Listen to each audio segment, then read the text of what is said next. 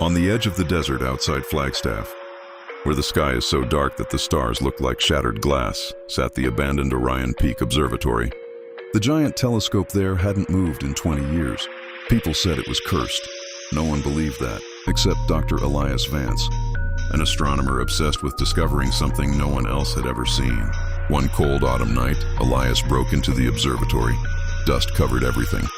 Cobwebs hung from the control panels. The telescope itself loomed above him like a metal skeleton pointed at the heavens. He wiped the lens and powered the machine on. The motors groaned. Slowly, the telescope turned. Elias aimed it deep into a patch of sky near the constellation Orion. He looked through the eyepiece. At first, nothing. Then he saw it. A dark shape drifting between the stars, too large to be a satellite, too still to be a comet. It looked like an eye. A gigantic black eye floating in space.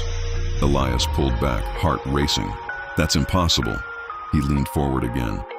The eye was closer now, not moving through space, moving toward the telescope. The lens fogged with his breath as he stared. The pupils slowly widened until he realized something horrifying. The eye wasn't in space. It was looking back through the telescope at him. Suddenly, the observatory lights flickered. The telescope motors screamed and began rotating violently on their own. Elias stumbled backward as the giant instrument pointed directly at the floor in front of him. Something was forming in the lens. A shadow, a shape pressing from the inside of the glass, like something trying to crawl out of the stars. Then he heard a whisper echo through the observatory. Not from outside, from inside his head. "You looked first?" The lens cracked.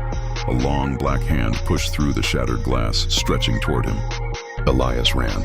He burst out of the observatory and never looked back. The next morning, the police found the building empty. The telescope was still running, still pointed at the sky. And anyone who looked through it now saw something strange in the darkness. Two tiny glowing dots, like eyes, watching, waiting for the next person to look.